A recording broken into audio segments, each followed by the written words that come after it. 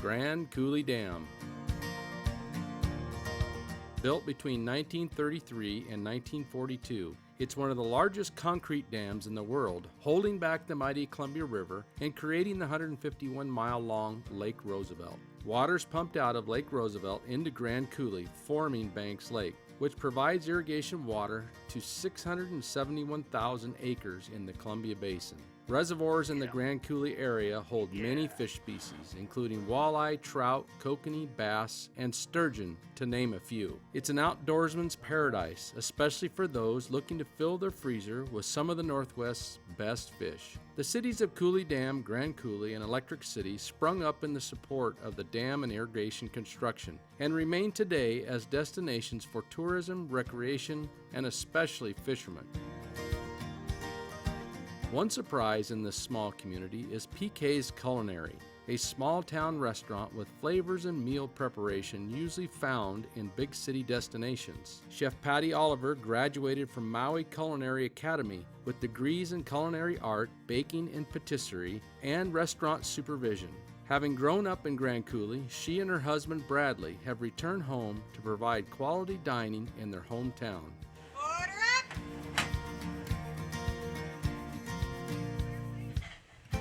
Today, I have come to learn how to prepare a local steelhead with the Citrus Marinade. Let's talk about how did you get into wanting to be a chef?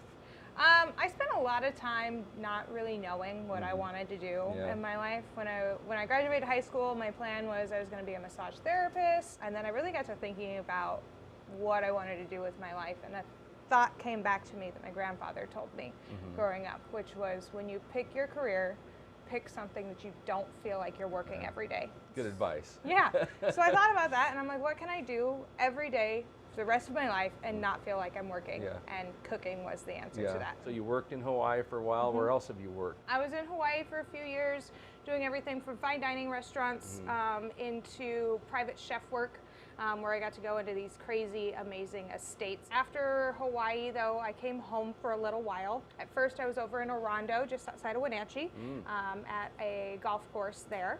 I did a season there, did a short contract in Leavenworth, went back to Hawaii for private chef work. Then I came back to Washington again. I bounce a lot. And I was over in the Cascade Mountains at a resort. Right there outside of Cle Elum. Oh, yeah. Okay. So I loved that area. I had planned on staying there until I got the opportunity to get promoted and transferred to Maine. And I decided I didn't want to be 3,000 miles from home anymore. Decided to come home. Yes. And home is here in Grand Coulee, right? It is. I spent a little bit of time in Seattle first. Yeah. Got very sick of the city and went, nope. Home. I miss the country. I miss seeing the stars. I miss all the things of home. So I came home and finally did what I'd wanted to do for a long time, which was open my own place. Yeah. So Vicki and I got to eat here a while back, and we were duly impressed. Thank you. And one of the questions that I have for you is kind of what inspires you to make the kinds of recipes that you do? I follow you on Facebook, and I see all the amazing things that you make. So, where do you get your inspiration from? So, to me, food is more than just a way of living. Food is my art. It's my passion. It's what I love to do, and I love to create with it. I will go somewhere and eat something that I'm like, oh, this is really interesting. I've never had something quite like this. I'll be like, I bet I can come up with something, but I want to change it this way, So I find inspiration from the things that I eat, especially when I travel. My husband and I, we love to travel a lot, and I get a lot of inspiration from like the Pacific Rim kind of Asian influences because of my time training in Hawaii. So that's kind of what we're about here. The idea is that we travel around and learn all of these awesome recipes that we can apply to fish and wild game. So.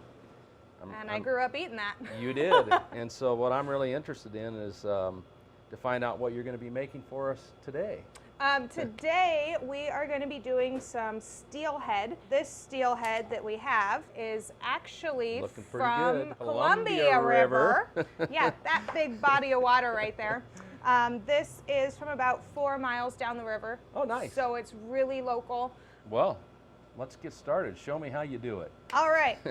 So this is, like I said, it's a really simple recipe. There's really only 7 ingredients. 3 of those ingredients are basically the same thing, though. So we're gonna start with, we'll chop some parsley up, and then we're gonna zest all of our citrus. With citrus, you get a lot more flavor out of the zest rather than the juice per se. Yes. So we can get started. We just have our parsley, bring it all together into a nice little pile.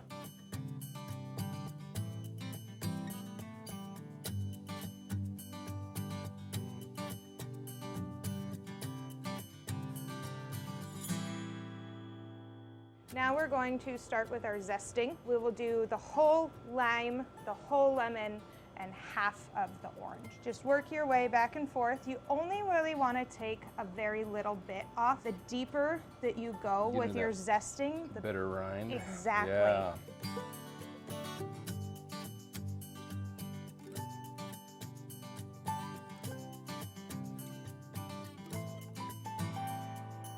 Next, we're just going to take some chili flake. You can if you like spicy, do a little bit more.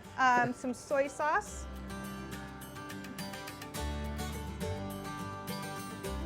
We're going to add some oil. Everything goes well with olive oil, especially fish. So a little bit of olive oil. We still want this to be nice and chunky.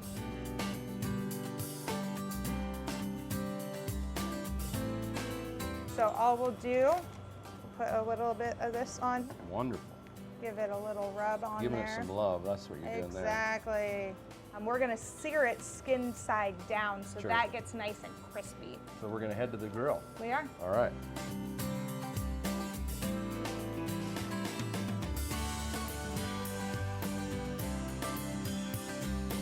We moved over to our stove here.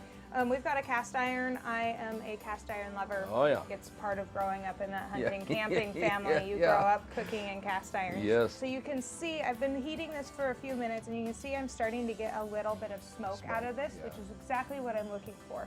So now that I have that, we're gonna take one of those beautiful pieces of fish and go ahead and drop her in. You can hear that nice sizzle. So you can see that we're getting that white transferring up. I can see the crispiness. Exactly. So we're going to go ahead and turn that off, and then we will transfer over to the broiler. I want to get that right underneath the flame. We're going to leave her in there for a few minutes. Oh, you can see we've got this beautiful coloring on there. We give it a nice little poke. You can see it still sponges back at me a little bit. I can depress it so it's still got some nice rareness in there, which is exactly what I'm looking for. We're going to go ahead and bring it over to our counter, to our plate. It just came right up off of there because of that cast iron being nice and heated. So we've got that beautiful piece of fish right here. All right. Oh, you know where I went for the rib area. So you can see it's nice and flaky, oh yeah, just breaking apart. Still, you know, we've got that nice tenderness because it's not well done. Perfect. Like a lot of people cook fish. Yeah, you don't want to overdo it. Oh boy, the citrus really comes out. It pops with it. You can get that little bit of that soy too, that kind of umami flavor to it.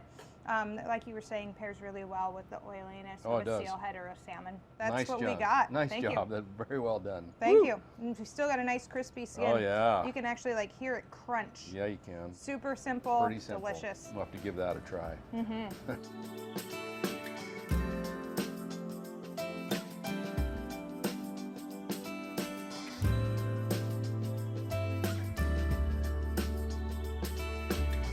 My fishing buddies and I recently fished for coho on a coastal river in western Washington. We have caught many of the local Columbia River fish Patty prepared for me, but the chance to catch and cook a coastal fish doesn't come often. There he is. Got him? Yeah.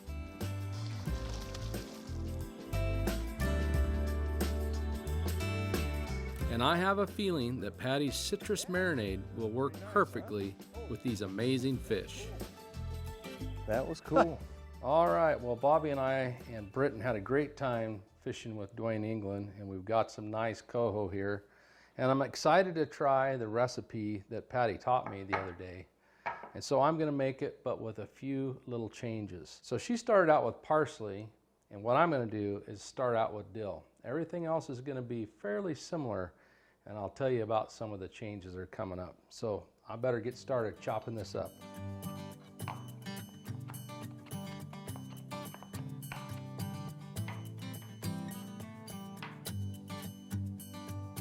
So next I'll do the citrus.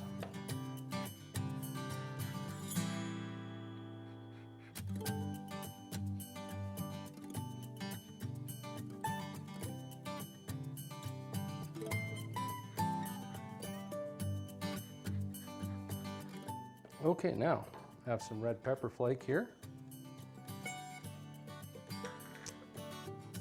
and some olive oil,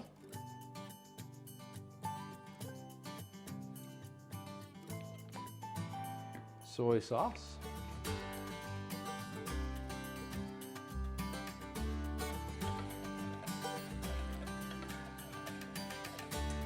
all right, so now I'm going to put this on my fish.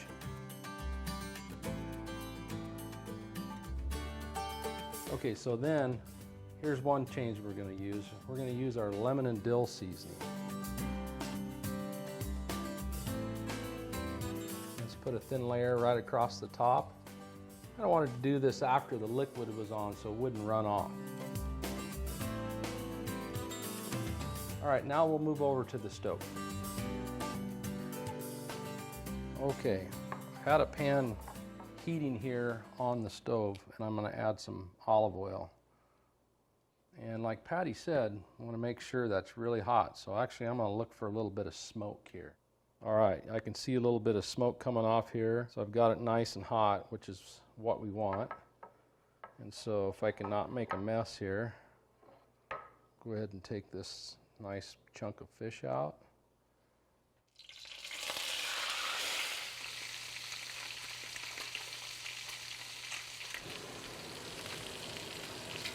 Okay, I'm looking at the end of that, and I can see that it looks like it's ready for us to put it into the broiler.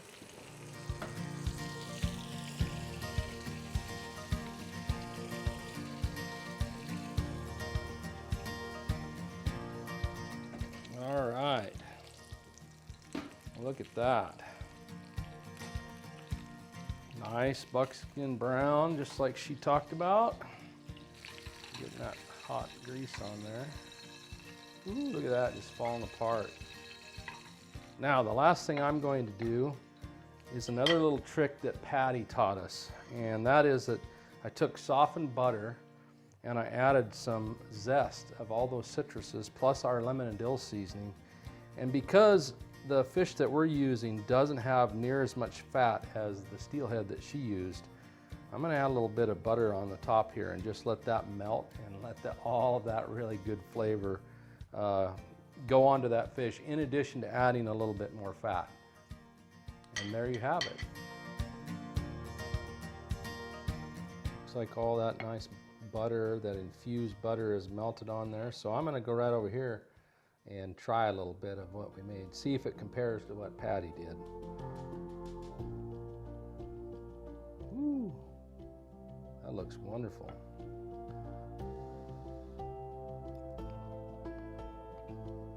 Oh wow, that's amazing. You got to give this a try.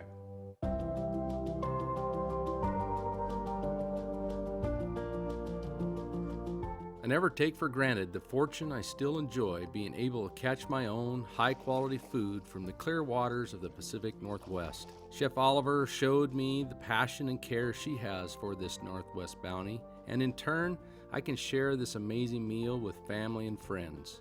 This journey from field to table is what defines our lifestyle.